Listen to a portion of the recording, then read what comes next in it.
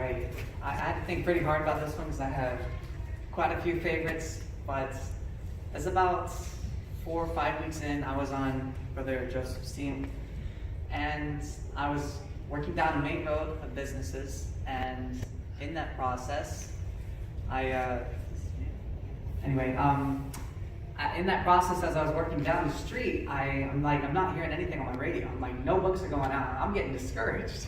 I'm like, for real, we've been going for almost an hour now. Nothing's happening. We always get at least one book out during this time. Like, what's going on? And I'm just like waiting for someone to respond. I come up to this house, I knock on the door, I start talking to a lady. And to put it simply, it was something called a devil's rabbit, which in our canvassing program, devil's rabbit is someone who's just talking and talking and talking and trying to hold you up from getting to the people who need those books. This was a devil's rabbit, and the way we deal with that is we take our radio and we click it multiple times to let Mobile One that we need to know, or we need to have him say, canvassers, it's time to move on to the next house, and then they'll hear it and we'll be like, sorry, we need to get going, and then we leave. So I'm just sitting here clicking for a good 5-10 minutes, and I wait. Clicking, and I wait. I'm like, Mobile One, what are you doing? I'm like, kicking the dust. I'm like, where are you, brother? I'm like, for real, dude? And I'm just like, can you hold on just 1 second? Mobile One, did you say something? And I put it down and I get nothing. And I'm just like, okay, this is a little annoying.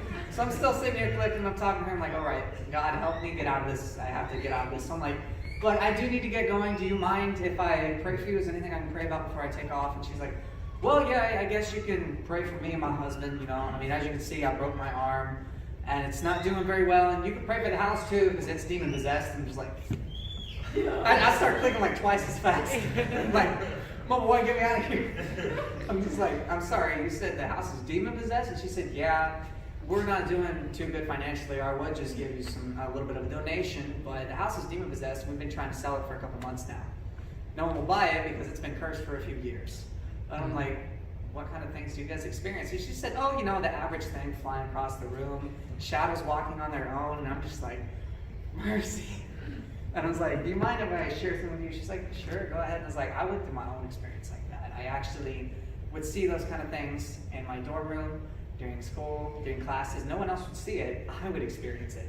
And she's like, do you still experience it? And I was like, no, God got me out of it through this book right here. And she's like, nah, I don't need that book. And I'm like, this is Peace Above the Storm. Steps to Christ, by the way. And I was like, this is Peace Above a Storm. This book gave me freedom. Turn to page 83, chapter on the power of prayer. She looks through it a little bit, and I'm like praying in my head for her. I'm like, Lord, give me some boldness. Like, give me the words to say. I don't know what to tell her to convince her to get this. And she's just looking at me, and for some reason, out of nowhere, she's telling me that all this is wrong. None of it's correct. It's like incorrect information about the Bible. And then I felt like God's Spirit come upon me, and I said something I never would say. I just looked her dead in the face and said, ma'am, I hate to inform you of this, but you're wrong. And she looks at me, like she just stops and just looks at me. And I just said, you're wrong. The Bible does say we can have freedom from that. Amen. This book shows how you can go about doing it. Amen. And the best part is, it's not really something you have to do. It's something someone else will do. You need this book. And I'm not really going to leave until you get it. Or until you let me leave it with you.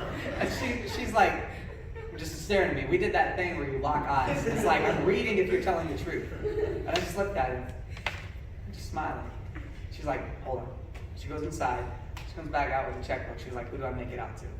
She gave me a $15 donation, and I left her with Peace Above the Storm. I did get to pray with her. But I share that one because it's amazing to me how God can give you courage and boldness to say something that you would never say.